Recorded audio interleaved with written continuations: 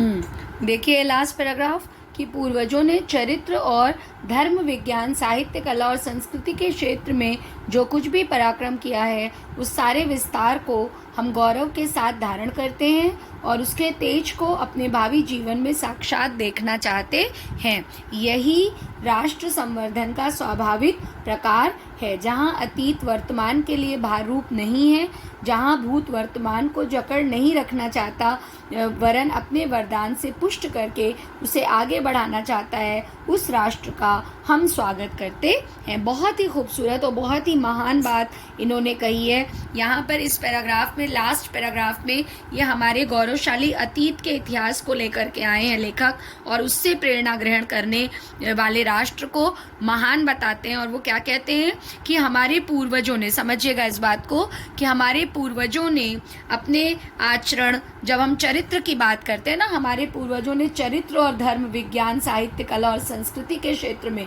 जो कुछ भी पराक्रम किया है उस सारे विस्तार को हम गौरव के साथ धारण करते हैं। ये चीज़ मैंने आपको एकदम स्टार्टिंग में जब संस्कृति की मैं प्रस्तावना बता रही थी, इंट्रोडक्शन, तब बताया था कि वास्तव में हम संस्कृति कोई बहुत बड़ी चीज़ नहीं है कि एकदम से हमने एक डिब्बे में पैक किया और आपको गिफ्ट कर दिया और आप सीख लेंगे। वास्तव में जो हमारे पूर्वजों ने किया, जो हमारे फोर फादर्स ने किया, उनके फोर फादर्स ने किया, उनके फोर फादर्स ने किया, और यहाँ मैं एक व्यक्ति हूँ, आप 100 स्टूडेंट्स हैं, आप सबके फोर फादर्स ने भी किया है ना, और फिर हमारे अड़ोसी पड़ोसी के भी फोर फादर्स ने किया, और उन सबको जब हम समन्वित कर दे रहे हैं, समझ में आया? यही चीज़ यहाँ पर है बेटा कि हमारे पूर्वजों ने जो अपने आचरण, धर्म, विज्ञान, साहित्य, संगीत, कला और संस्कृति के क्षेत्र में जो कुछ भी प्रगति की, जो भी शौर्य का प्रदर्शन किया है ना, वही सब हमारे लिए गौरव की बात आज है और वही सब हमारी संस्कृति के रूप में है। हम उसके सभी क्षेत्रों के विकास और प्रगति को ही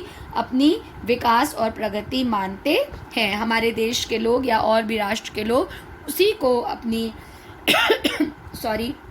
विकास और प्रगति मानते हैं। हमारे पूर्वजों का जो शौर्य है, जो उनका वीरता है, उनकी जो वीरता है वो हमारी शोभा को बढ़ाता है। हम उसी शोभा, उसी ओज और उसी तेज को अपनी संतति के रूप में देखना चाहते हैं। हम जैसे होते हैं, हम आने वाली जनरेशन को उससे बेटर करना चाहते हैं ना। ये लास्ट ईयर भी हमने आपको एक आध पैराग्राफ में बताया था कि जो हमारी आने वाली पुश्त, अब आप तो आ गए, अब आपकी जो लाइफ है वो आपके पेरेंट्स की लाइफ से बहुत बेटर है, तो आप क्या चाहेंगे? ये आपका भी तो कर्तव्य होगा कि आप इस प्लेस को अपने आने वाले बच्चों के लिए और बेटर बना के जाएं। अगर हम ऐसा नहीं करते हैं तो फिर हम मनुष्य ही किस लिए हैं? फिर तो मनुष्य, संस्कृति, सारी चीज़ें बेईमानी हो जाएंगी बेटा। क्या मतलब है यहाँ पर? मतलब ये है कि जो हमको मिला है हम उसको वर्स ना करें बल्कि हम उसको बेस्ट बना के जाएं, ठीक है ना। अगर हम एक छोटा सा एग्जाम्पल कि अगर आपके पापा एक बुक पढ़ते हैं तो आप 10 बुक पढ़ें और आपके बच्चे 100 बुक पढ़ें। हमको इतना बढ़िया इस चीज़ को, इस संस्कृति को बनाना है क्योंकि हमारे पूर्वजों ने भी हमको, और यहाँ तो हमारे पूर्वजों ने ऑलरेडी हमको बहुत गौरवशाली संस्कृति दी है।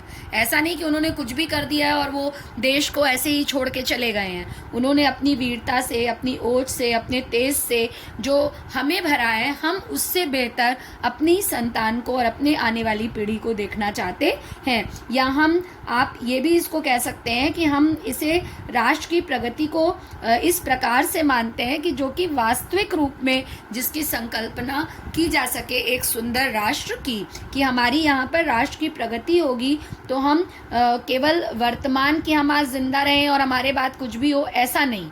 जो हमको अतीत से गौरवशाली अतीत मिला है, हम अपने वर्तमान को और गौरवशाली बनाएं और भविष्य के लिए काफ़ी कुछ अपने बच्चों के लिए और अपने आगे आने वाली लोगों के लिए छोड़ जाएं, ठीक है। तो ये हमको करना होगा कि हम अपने भूत को वर्तमान के लिए प्रेरणास्पद मानते हैं कि नहीं मानते। हम क्या चाहते हैं कि हमारे पापा हमारे लिए, आप क्या चाहते हैं कि आपके पापा आपके लिए मेहनत कर रहे हैं तो आप और ज़्यादा मेहनत करें। तो आपके पापा क्या हैं? वो भूतकाल का चीज़ है। आपका मतलब उनका जो जीवन है, उनकी जो जीवनचर्या, उन्होंने अपने समय में जो पढ़ाई की वो भूतकाल की बात हुई, और आप जो कर रहे हैं वो वर्तमान काल है, और आगे आने वाली पुश्तें जो करेंगी वो भविष्य करेंगी, भविष्य काल होगा। इसी को हम राष्ट्र के स्वरूप में कैसे देखेंगे कि भूतकाल जो है वो कभी भी हम कभी नहीं कहते ना कि हमारे पापा ने कुछ गलत किया। क्यों नहीं कहते? क्योंकि भूतकाल को कभी भी वर्तमान पर बोझ नहीं बनना चाहिए। तो अगर आज आपके कर्म ऐसे होंगे जो कि हमको किसी भी तरीके से गलत सोचने पर मजबूर करेंगे, तो आपका जो आज का वर्तमान है वो आपके आने वाले पुश्त के लिए क्या होगा? अतीत होगा। तो हमें कभी भी भूतकाल को वर्तमान काल पर बोझ नहीं बनना चाहिए। ठीक है, ये बहुत ज़रूरी चीज़ है। तो इसलिए हम अपने वर्तमान की प्रगति के लिए क्या करेंगे? हम अपने वर्तमान की प्रगति के लिए अपने भूतकाल का उदाहरण लेंगे और उसके बाद अपने, देखिए यहाँ पर जो यहाँ लिखा है कि यहाँ मैं ऐसे ही आपको नहीं बोल रही हूँ, लिखा है जो उसी का आपको एग्जाम्पल दे रही हूँ कि जहाँ अतीत वर्तमान के लिए भार रूप नहीं है, जहाँ भूत वर्तमान को जकड़ कर नहीं रखना चाहता वरन अपने वरदान से पुष्ट करके उसे आगे बढ़ाना चाहता है, उस राष्ट्र का हम स्वागत करते हैं। तो इसका क्या मतलब हुआ कि जहाँ राष्ट्र की प्रगति है वहाँ हम भूत को वर्तमान के लिए प्रेरणास्पद मानेंगे और भूतकाल को कभी भी वर्तमान पर बोझ नहीं होना चाहिए, बल्कि उसकी प्रगति में हमेशा सहायक होना चाहिए, बाधक नहीं होना चाहिए। ठीक है, और वास्तव में वही राष्ट्र महान होगा या स्वागत करने योग्य होगा जहाँ पे निवासी जो हैं उस राष्ट्र के वो अपने पूर्वजों के ऐतिहासिक शौर्य और उनके ओजपूर्ण तेजपूर्ण महान कार्यों से प्रेरणा प्राप्त करें और अपने राष्ट्र के भविष्य को सुधारें और उसको श्रेष्ठ से श्रेष्ठतर बनाएं। तो जब हम ऐसा करेंगे या जिस देश के लोग, अब यहाँ पर लास्ट के पैराग्राफ में उन्होंने एक तरह से कंक्लूड कर दिया है पैराग्राफ, है ना, कि यहाँ पर राष्ट्र की संस्कृति में कौन लोग आ गए हैं? जन आ गया है राष्ट्र का। फिर से एक बार एकदम फर्स्ट लाइन में जाइए आप कि राष्ट्र किससे मिलकर के बना है? उसकी भूमि से। तो इतिहास आ गया, भूमि का पक्ष। उसके बाद लोग कैसे उन्नति को प्राप्त करेंगे, वो उसका जन का रूपी अंग आ गया। और तीसरा कि हम अपने इतिहास को अपने वर्तमान के अच्छे एग्जाम्पल के रूप में लेंगे और आने वाले दिनों में एक ऐसा एग्जाम्पल सेट करेंगे जो आगे आने वाली पुश्तों को, हमारे बच्चों को, हमारे स्टूडेंट्स को, हमारे फ्रेंड्स को, हमारी सोसाइटी को हमारा अच्छा एग्जाम्पल देगी। और जब हम अपने बारे में ऐसा सोचेंगे, आप अपने बारे में ऐसा सोचेंगे, तो हम सब लोग मिलकर किसका निर्माण कर रहे हैं? एक राष्ट्र का निर्माण कर रहे हैं। तो हमारा जो राष्ट्र है वो बहुत अधिक श्रेष्ठ से श्रेष्ठतर होगा और उसका भविष्य जो है वो बहुत ही सुंदर होगा। समझ में आ गया? तो वो यहाँ पर देशवासियों को अपने पूर्वजों की उपलब्धि से लाभ उठाना चाहिए, इस बात पर यहाँ पर लेखक बात कर रहे हैं। और एक चीज़ ये भी कह रहे हैं कि यदि पूर्वजों से कुछ गलतियाँ हो भी गई हैं तो हम उसको नज़रअंदाज कर देंगे और उसको नहीं दोहराएंगे, और इस प्रकार से हम राष्ट्र की प्रगति में साधक बनेंगे, बाधक नहीं, और अपने राष्ट्र को सुंदर से सुंदर आगे बनाएंगे और उसको वैभवशाली, समृद्धिशाली और सुंदर से सुंदरतर की ओर अग्रसर करेंगे। ठीक है, तो मैंने बहुत मन से आपको बेटा ये चैप्टर पढ़ाया है और इंटरेस्टिंग भी है ये चैप्टर। अगर आप इसकी व्याख्या और अपने आप से भी लिख सकते हैं, ऐसा सिंपल चैप्टर है क्योंकि भूमि भी आप जान रहे हैं, जन भी जान रहे हैं, संस्कृति भी जान रहे हैं, इंट्रोडक्शन भी मैंने आपको बहुत अच्छे से दे दिया है और उसके बाद ईच एंड एवरी लाइन पढ़ा दिया है। मैं आपको इस चैप्टर का PDF भेज दूँगी। ठीक है, और जो पैराग्राफ्स मैंने इम्पॉर्टेंट बताए हैं और जिसकी व्याख्या मैंने आपको समझाई है उसको आप एक कॉपी में अलग नोट करते चलिए। अगर आपने इससे पहले वीडियो नहीं देखा है, किसी बच्चे का छूट गया है गलती से, तो मैं आपको फिर से एक बार बता रही हूँ कि क्योंकि आपकी पोएम्स बहुत ज़्यादा हैं 12th में, इसलिए पोएम और प्रोज की 2-2 कॉपी बनेगी। और इसको अगर आपके पास कॉपी है नहीं तो आप इसका एक अलग रजिस्टर प्रोज का बनाएंगे जिसमें आप राष्ट्र का स्वरूप, जो आपका फर्स्ट चैप्टर है प्रोज का, उसको लिखेंगे बेटा, उसके नोट्स लिखेंगे। अगर उसके कुछ क्वेश्चंस आपको मैं देती हूँ आने वाले समय में, उसको आप करेंगे।